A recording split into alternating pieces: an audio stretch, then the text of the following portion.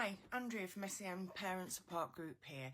We regularly hear from parents of children with special educational need that they receive detentions, and this is something that I'm going to try and explain in terms of what power the school has to issue a detention, what it needs to consider first, and what action you can take as a parent. This includes other sanctions too, like loss of privileges, missing breaks, setting written tasks as punishment, and obviously detentions. What are schools allowed to do? Well, every school will have a behaviour policy. It should be available on their website, and if you can't find it, be sure to request a copy. It will state what the school rules are, what it expects from pupils, and what happens if they misbehave. Although in my experience, perceived misbehaviour is a presentation of a child struggling. My son was constantly given DTs for not paying attention or answering back. He's autistic and has ADHD. He was very literal with his responses and needed work broken down.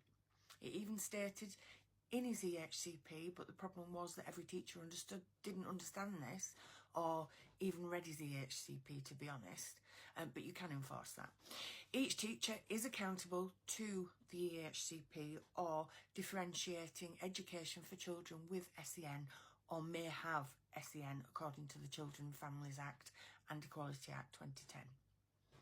Teachers can discipline pupils whose conduct falls below the standard, which is reasonably expected of them. When poor behaviour is identified, sanctions should be implemented fairly and consistently in line with their behaviour policy. This can include issuing detentions to pupils under 18 years old. Your child's school does not need your consent before issuing a sanction, including detention. Detentions can take place during school hours and in some circumstances, if reasonable to do so, outside of school hours. If your child has SEN, shouldn't the school consider this? The answer is yes, a resounding yes. Your child's school must make sure any sanction is issued and imposed lawfully. Lawfully. One of the requirements of that, when delivering the sanction, is to not be in any breach of any statutory requirement or prohibition. For example, in respect of the SEN or disability. It is reasonable in all circumstances. When deciding if it is reasonable, schools must consider whether the sanction is appropriate punishment in the circumstances.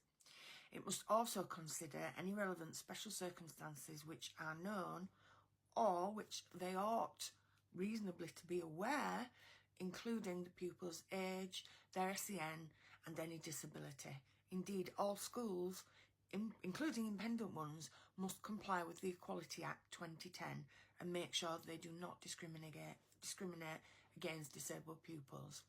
So, crucial, what can you do if you feel that school did not take into account any underlying causes such as unmet SEN, or whether the child's SEN or disability contributed to that situation? Then you should highlight this to the school via our reasonable adjustment letter located in our group files. And if this does not resolve matters, make a complaint. We also have a stage 1 complaint letter in our files too, but I'll link it in the comments here for ease with the video.